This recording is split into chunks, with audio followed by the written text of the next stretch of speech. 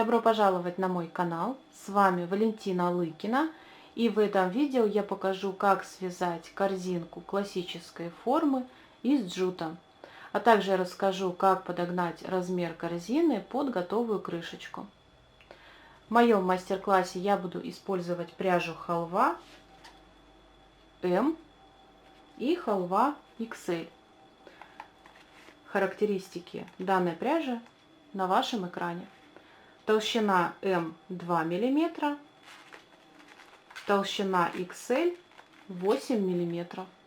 Для данной пряжи я буду использовать крючок номер 4. Что касается крышечек, их мне изготовил мой муж из сухоцветов и эпоксидной смолы. Мне кажется, с джутом это идеальное сочетание. Дополнительно вам понадобятся маркеры, иголочки, игла с большим ушком, возможно, для заправления хвостиков, ножнички и, конечно же, хорошее настроение. Информацию о расходе пряжи я для вас оставила в описании под этим видео. Где приобрести необходимые материалы, ссылочку на сайт я для вас оставлю в описании под этим видео. Для заказа со скидкой пользуйтесь моим промокодом. Приступим к вязанию. Для начала необходимо подготовить донышко для корзины. У меня на канале есть видео по вязанию такой заготовки, и ссылочку на мастер-класс я для вас оставила в описании. Донышко мы вяжем такого же размера, как и крышка для вашей корзины. И хочу заметить, что в данном случае я остановилась вот в этом месте, хотя должна была довязать этот ряд до маркера. Несмотря на то, что я не завершила этот ряд, по всему периметру размер этого круга одинаковый, 17 сантиметров. Это получилось за счет того, что мы здесь вязали по спирали. Если бы я довязала этот ряд, то тогда бы размер этого круга увеличился, и данная крышка уже для такого донышка не подошла. Прежде чем мы приступим к подъему стеночек корзинки, необходимо выполнить обвязку из соединительных столбиков по всему периметру данной заготовки. Там, где вы завершили ввязывание каната, провяжите еще 2-3 столбика для того, чтобы получить здесь плавный переход.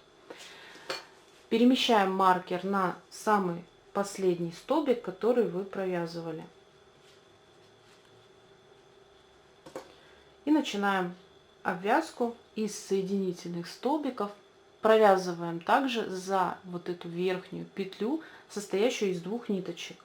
Ввожу крючок под эту петлю, захватываю рабочую ниточку, вытягиваю и протягиваю ее через рабочую петлю.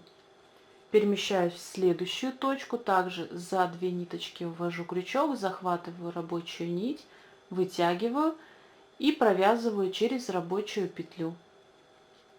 Так я двигаюсь на протяжении всего этого ряда до той точки, где у меня висит маркер.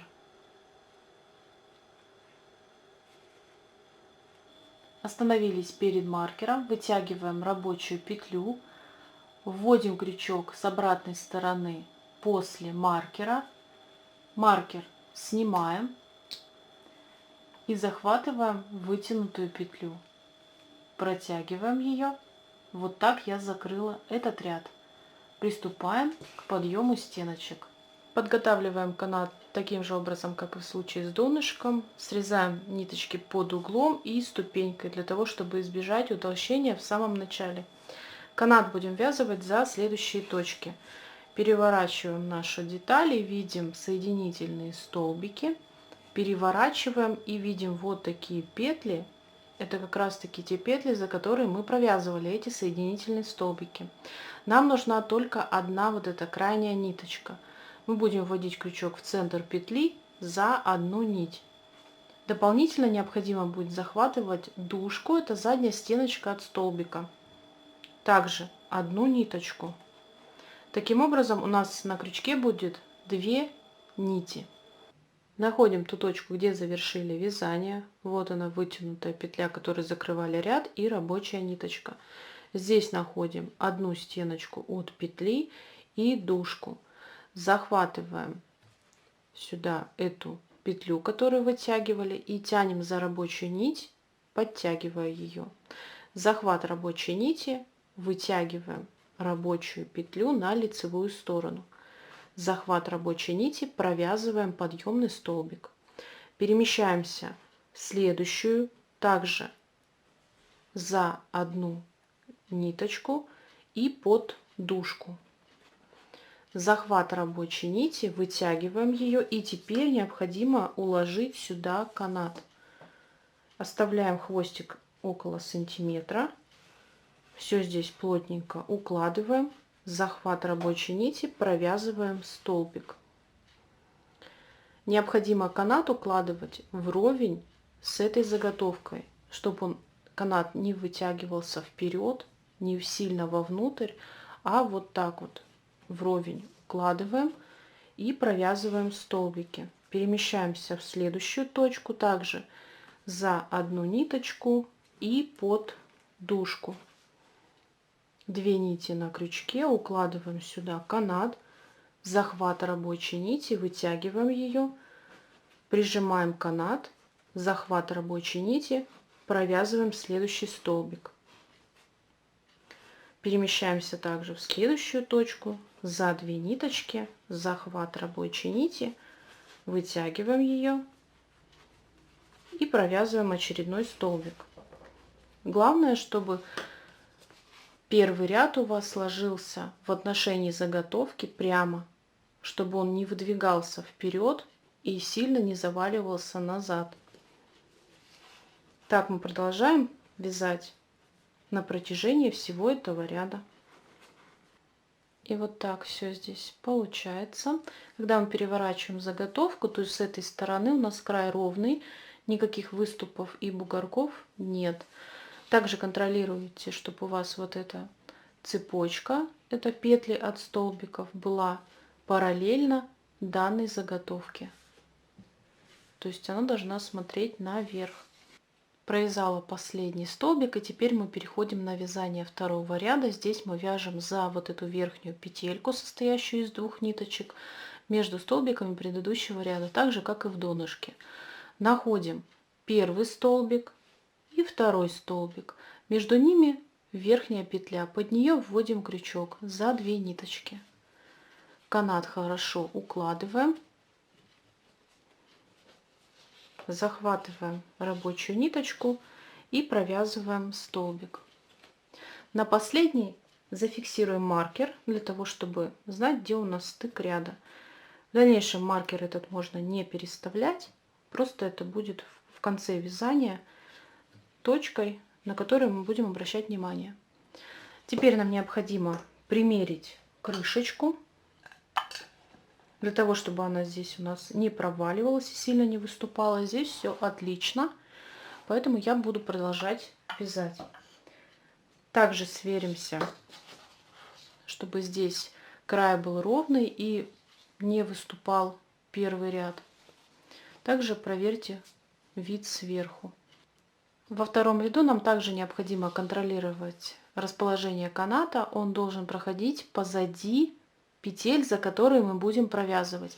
Для того, чтобы он не гулял, сразу можно уложить и заколоть иголочками к первому ряду. Можно использовать и прищепку. Закололи и провязываем столбики между столбиками предыдущего ряда за верхнюю петельку. Вводим крючок, вытягиваем петлю наверх,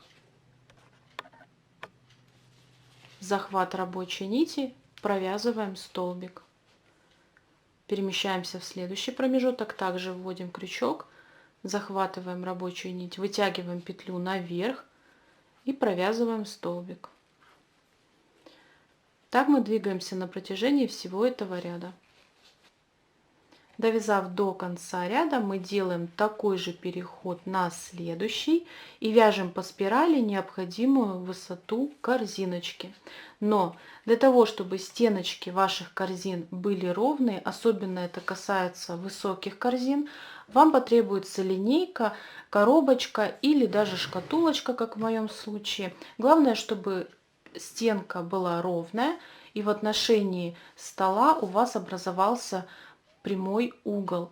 Вы подставляете корзину и смотрите, если здесь нет никаких перекосов или просветов, то ваша корзинка будет ровная.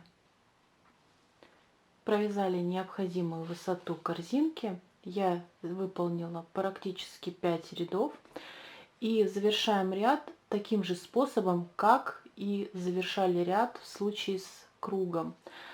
Нам необходимо найти ту точку, где у нас висит маркер, подняться вверх. Вот здесь я должна завершить ряд и срезаю канат также под углом и ступенькой, останавливаясь буквально здесь за один столбик, который я провяжу уже без каната.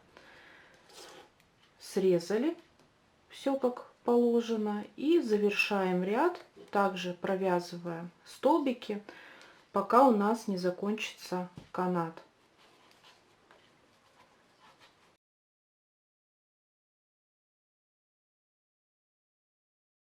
Я ввязала канат и теперь нахожу ту точку, где у меня висит маркер, поднимаюсь вверх, и здесь мне еще необходимо довязать 2 столбика, чтобы ряд полностью завершить. Довязываем. Теперь мы переставляем маркер на последний столбик, который сейчас провязали, и далее выполняем обвязку так же, как и делали в донышке, соединительными столбиками по всему периметру. В следующую точку также за верхнюю петлю ввожу крючок, захватываю рабочую нить, вытягиваю и протягиваю ее через рабочую. Ввожу крючок под следующую, захватываю рабочую нить, протягиваю ее через все петли, в том числе и через рабочую. Так я двигаюсь до той точки, где у меня висит маркер.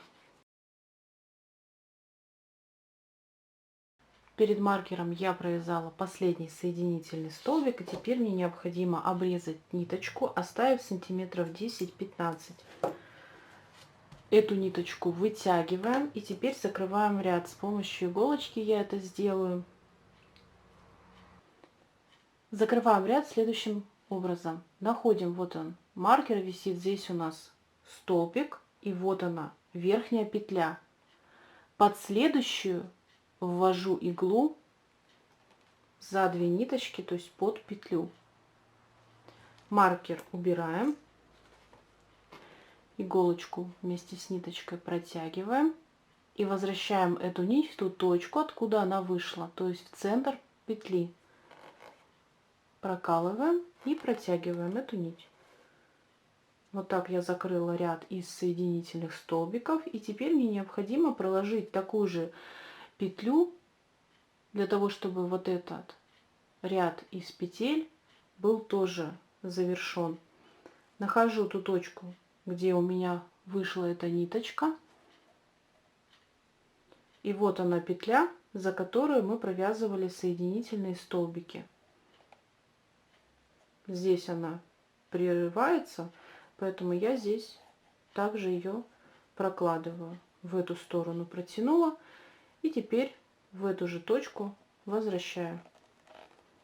Она, получается, пройдет здесь через дужки. Этого можно не делать, но мне вот так больше нравится, когда здесь на протяжении всего этого ряда все одинаковое.